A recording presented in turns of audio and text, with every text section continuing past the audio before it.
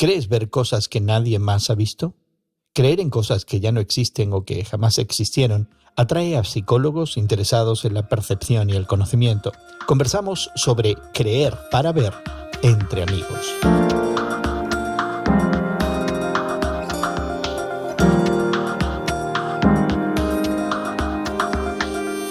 Gracias por acompañarnos entre amigos esta conversación sobre temas de actualidad vistos desde una perspectiva cristiana. En esta ocasión la tenemos con Marta Polo. Marta es una querida amiga, alguien que nos acompaña de vez en cuando para considerar temas que tienen que ver con la percepción, la mente humana, los procesos psíquicos, los procesos mentales. Ella, como terapista y psicóloga, es un buen recurso para conversar de algo que nos llamó la atención y que ha aparecido últimamente en las noticias. Resulta que el australiano Neil Waters presentó pruebas fotográficas que él consideraba concluyentes de un tilacino, que es comúnmente conocido como tigre de Tasmania. El problema es que estos depredadores marsupiales han estado extintos desde hace más de un siglo.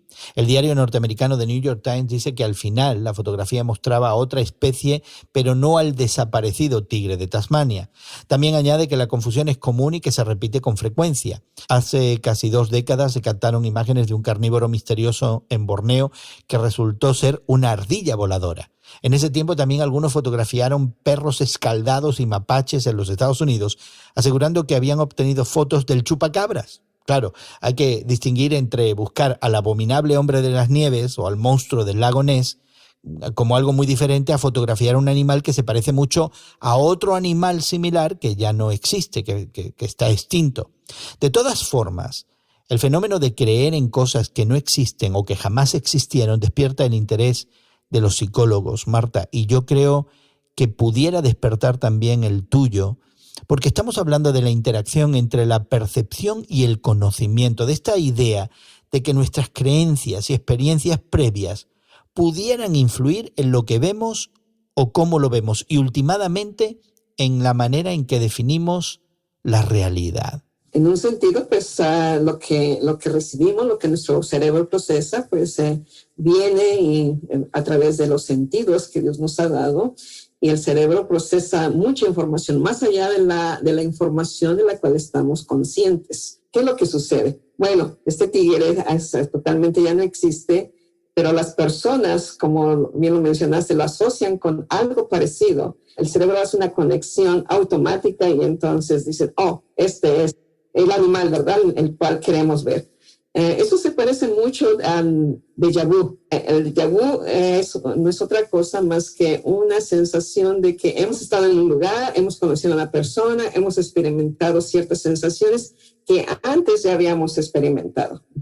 Y todos nosotros nos sucede esa experiencia que a veces no sabemos cómo explicarla, ¿no? Decimos, esto ya lo viví, ¿no? Parece que aquí lo que opera también es una especie de fe expectante. Entonces, esta gente que en Australia dice, he visto un tilacino, un tigre de Tasmania, es porque también querían verlo. Entonces, por un lado, sí parece operar esta idea de que yo anhelo ver esto y por tanto lo veo, pero por otro lado, ¿cómo es que el cerebro no nos dice, mira, que es que querer ver esto es realmente imposible porque esto no existe? Efectivamente, es una distorsión de nuestro anhelo, o sea, de nuestro deseo de ver, de nuestro deseo de experimentar, de nuestro deseo de volver a vivir una experiencia, lo que nos conduce a asociar esas memorias que guarda, porque el cerebro es fantástico, ¿no? Yo tengo la impresión de que el cerebro de algunos es más fantástico que el de otros, Marta. Sí, pero fíjate que la persona que está, ¿verdad?, obsesionada, porque llega un momento de obsesión, hay una predisposición fuera de lo normal. Eso es una obsesión, ¿no? Una predisposición fuera de lo normal. En primer lugar, sucede esto, ¿no? La persona cree que sí lo hay. Entonces, condicionas tu cerebro para, sí lo hay. La otra cosa es que has visto fotografías, has visto películas, has visto imágenes, ¿verdad?, que te dan una idea de cómo es lo que quieres ver. Y en tercer lugar, ¿verdad?, tienes una información que muchas veces es de anécdota, pero en ocasiones es una información científica, como en el caso de los tigres estos, que sí existieron. Pero en el pasado, Marta, no muy lejano, había esta idea muy fuerte en el mundo de que ultimadamente nos aseguramos de una realidad cuando la comprobamos. Ese es el método científico, ¿no? La verdad científica que busca la comprobación, y entonces, por tanto, podemos ahora estar completamente seguros de que hay esta realidad, de que esto es cierto, esto está pasando, así son las cosas. Y entonces se decía la frase ver para creer, es decir, de alguna manera la comprobación de sensorial y la búsqueda de la tangibilidad de las cosas nos hacía últimamente creer.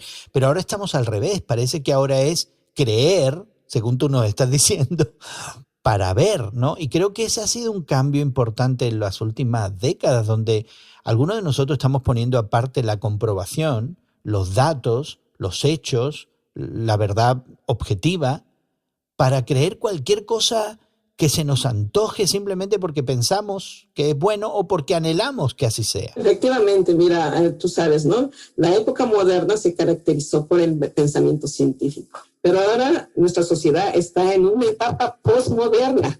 Nos ha llevado, en cierta medida, a decir, no, podemos ver y entonces pensar, asimilar, para luego comprobar. O sea, me lo imagino y por lo tanto existe.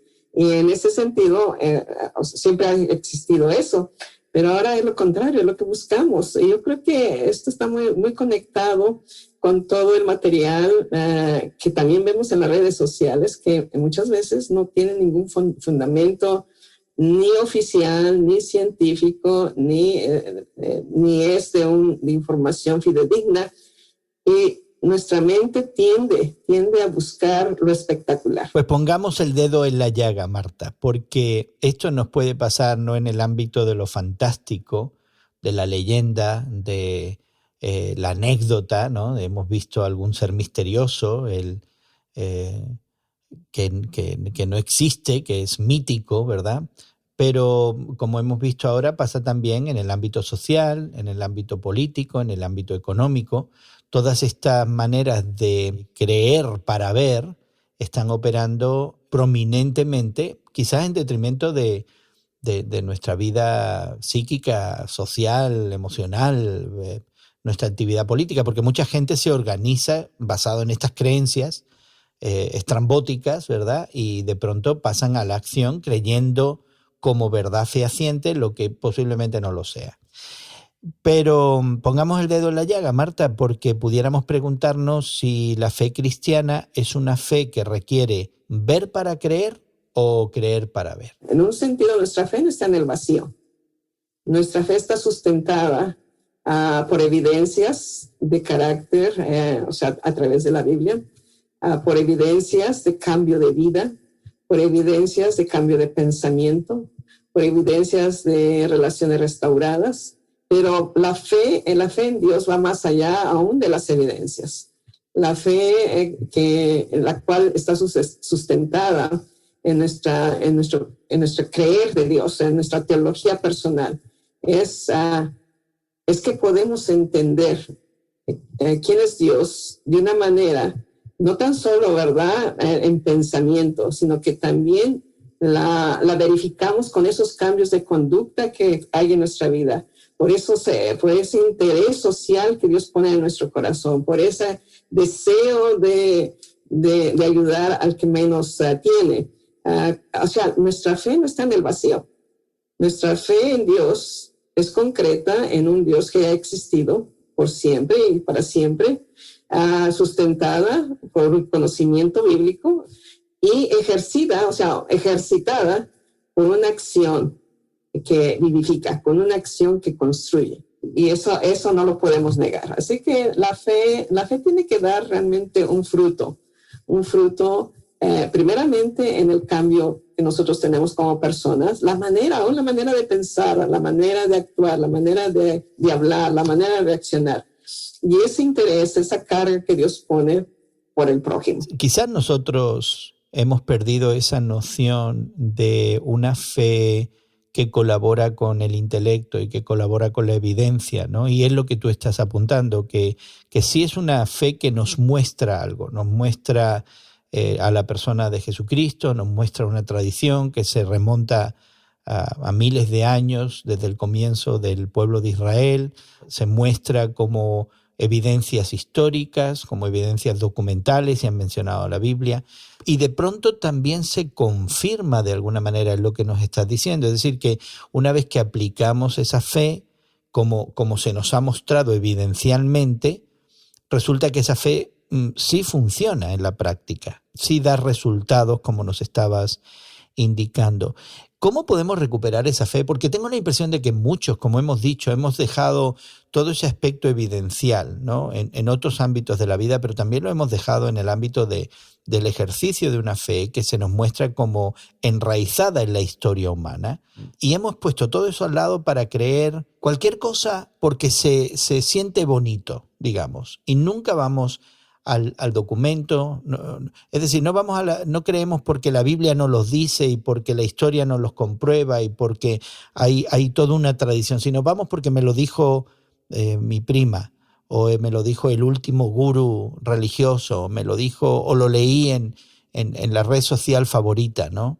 Hemos perdido esta dimensión documental. ¿Y cómo volvemos a recuperar entonces esa fe que tiene evidencias? Una de las cosas muy principales es entender el mensaje de la Escritura, entender, como decías, ¿verdad?, nuestra base documental. Y vayamos a la historia de la iglesia, ¿verdad? Porque la historia de la iglesia es muy rica en cuanto al servicio. La fe no es solamente un pensamiento, un deseo. Creo que la iglesia ha perdido esa visión de que la fe no solamente es una experiencia de que yo quiero, como decíamos, ¿no?, que quiero que Dios me bendiga, y si Dios no me bendice, si Dios no me cura, y si Dios, ¿verdad?, no hace que mi hijo haga esto, o mi hija haga esto, entonces, ¿verdad?, estoy decepcionada de Dios. No, porque es el Espíritu de Dios, nuestra fe, bien concreta, bien documentada, la que nos dice, no, momento, ¿verdad?, sí, hay necesidad, tengo necesidad, pero buscando el bien de otros, trabajando por el bien común. Esa necesidad o ese anhelo que tengo puede, ¿verdad?, ser una bendición para los demás y para mí misma, ¿no? Que al final de cuentas, cuando uno trabaja en algo, en un ideal, en una misión que Dios nos ha dado, pues a nosotros mismos nos edificamos. Así que nuestra fe no es un deseo, ¿no? No es como salir y buscar los platillos voladores o buscar al tigre de Tasmania. No. Nuestra fe es bien concreta. Algo para pensar, y realmente, Marta, hemos tratado de responder a una pregunta que yo te he hecho, que es la del millón. Te animamos a ti, querido amigo, querida amiga que nos acompañas, a que te pongas en contacto con nosotros, nos des tu opinión. ¿Cómo es tu fe? ¿Es una fe de ver para creer o es una fe de creer para ver? ¿Es una fe expectante que te hace creer cosas irreales o es una fe que, basada en la evidencia real, te mueve en la dirección correcta hacia Dios y hacia tu prójimo? Cuéntanos, déjanos saber cómo percibes nuestra conversación y danos tu opinión visitando radiomoody.org o también encontrándote con nosotros en Twitter. En Twitter somos tus temas de hoy en Twitter. Queremos recordarte que te puedes suscribir a nuestra conversación regularmente y puedes hacerlo también visitando esa página de internet, incluso escuchar conversaciones que hemos tenido en el pasado. Visítanos en radiomoody.org. Nuestra gratitud en el día de hoy para Marta, que gentilmente nos dio de su tiempo para conversar de este tema y pudimos hacerle preguntas difíciles. Yo estaba convencido, Marta, de que tú me darías buenas respuestas. Estoy muy contento de haberte tenido con nosotros. Tenemos que hacerlo en otra ocasión, así que gracias por tu tiempo. Y bueno, nuestra gratitud al equipo de producción que hace posible este programa desde la ciudad de Chicago, también al equipo que lo difunde con su trabajo basado en México y en Brasil. Y a nombre de todos ellos, mi gratitud para ti por habernos acompañado, confiando que esta conversación te haya agradado, que nos vuelvas a encontrar entre amigos en otro momento. Que pases un buen día y que Dios te bendiga.